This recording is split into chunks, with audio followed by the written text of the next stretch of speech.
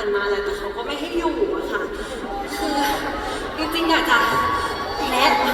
นี่วันที่3แล้วนะโอ้